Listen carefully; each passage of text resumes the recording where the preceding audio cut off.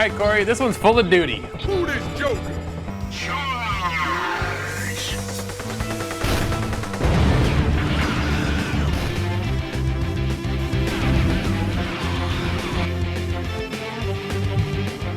Corey, you and I jumped into an early access game called Dog Duty, and when I saw the title, it kind of caught me off guard, I gotta be honest.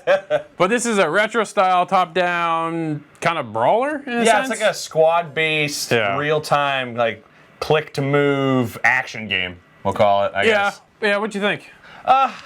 You know what? Right away, that kind of says everything. You know what? I know there's some good and some bad, at least from what I've experienced in this game. Yeah. I like the pixelated art style right off the bat. Me and you've played a lot of these pixelated style games, but it is an art style we both enjoy playing. Yeah. And I did like how they made this one work, and I felt like I was playing like an unbranded G.I. Joe game. Does that kind of make sense? Absolutely, like, makes a lot of sense. The way the characters go, because the characters have voiceovers, and it's it's meant to be kind of comical, and it's not so super serious. No, but, not at all. Man, every time you click, your guy's like, all right, let's go. Like, what's up, bro? Let's go. And it just felt really bro-like in the whole experience of this game. Yeah. The pixelated art style, I like and I enjoy, but this one it felt really, really plain to me. Yeah, the environment itself was like one solid just color. It was basic. There wasn't as much texture as maybe you'd want. No, none. And for this, it's, I don't know.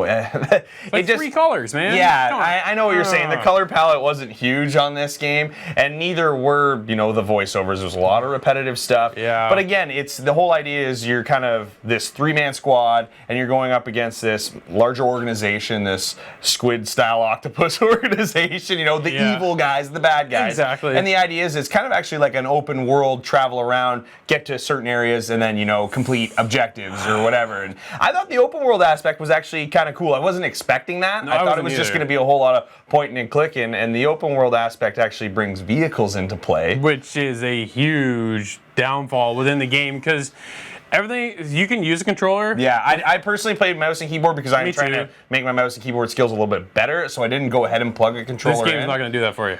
No? Not at all. No, not at all.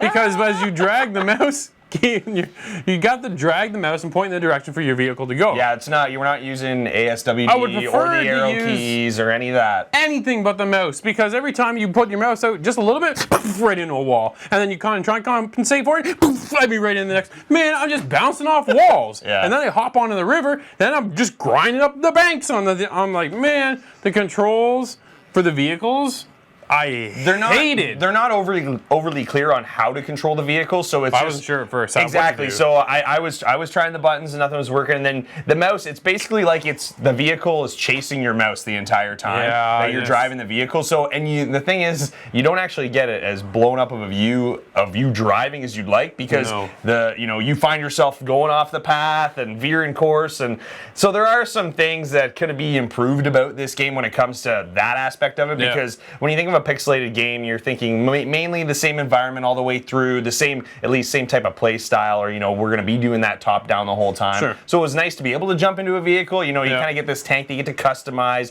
All the vehicles you get to customize, put different weapons on, turrets, things like that, because you're always running into enemies while you're traveling to certain objective locations. Yeah. So there's a lot of things in this game that the bones are there for some kind of really cool game. Yeah. It's just, it kind of fell short to me where it feels like, it feels very repetitive. It is, because you're constantly going from one enemy location to the next enemy location to almost do the same thing. Sometimes you're just getting supplies. Mm-hmm. Other times you're saving other people kind of thing. So that's all, but that kind of felt really just, that's all I did. Yeah, there's some small customization options to this. Yeah, that's the thing. It was tough. So you collect not an in-game currency; it's just dollars to be able to upgrade your vehicle or upgrade weapons that your crew's carrying, things like that. Yeah. So that aspect I always like being able to customize what I'm doing. I don't want to have the same gun all the way through, or a couple variations of it. There are a lot of guns to choose from, which I thought was really, really cool. Mm-hmm. But earning that money isn't always as easy as it looks, because early on in this game, you've just got your 3 squad members and they only have certain abilities, which was also a nice little touch, as each guy's got a special that you can use once and then it recharges. The one guy can heal, the other guy's kind of got turns his regular machine gun into a heavy heavy machine gun, so he starts, firing a ton off, which I always thought was actually kind of neat. But at the same time, it's one of those things where it's just like, okay, like, maybe if he had 2 or 3 things, because we're playing with these characters all the way through, so I want maybe a little more customization other than just like a new gun. Because you're basically just pointing to move, pointing to attack, click, and that's, exactly. And the enemies early in the game are kind of difficult to face, because as you move along some of the objectives, it's pretty manageable at first. You got to go destroy a bunch of boats or a few different crates, but then you kind of get to the last spot in that area, and holy cow, there's guys coming from everywhere. And you don't get to heal up that often. I mean, the enemies you take down will drop some, some healables that you can pick up. But the problem is the way you control, so you can drag to get your whole guys, or you can select them individually. And sometimes if your crew's just rolling over that health drop, the right guy might not get it. And that kind of sucks. I'd like to see it where it just gives the healing to, the lowest guy. The lowest guy. And so it's early access, so we can't be too critical on it. But at the same time, they want the early access and have people in it so we can tell them, things to improve this game. So, I mean, overall, Drew, it's not, it's definitely not the worst game we played out there. Oh, God, no. It's got its issues. If you've got to score this one, what do you think you're going to give it?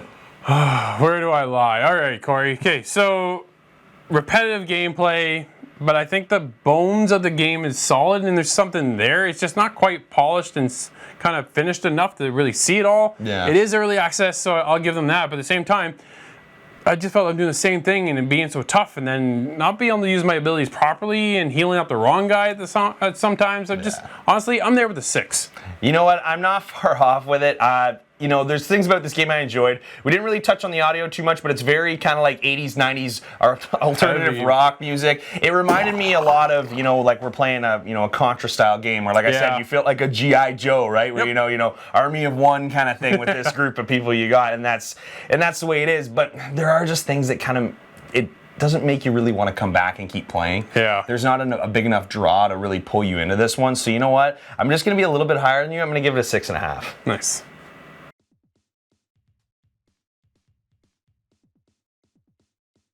Dog Duty is a real-time, top-down squad-based shooter that at first seems like the type of game we could really get into, but as the game progressed, the missions became somewhat repetitive and the controls felt clunky on the mouse and keyboard.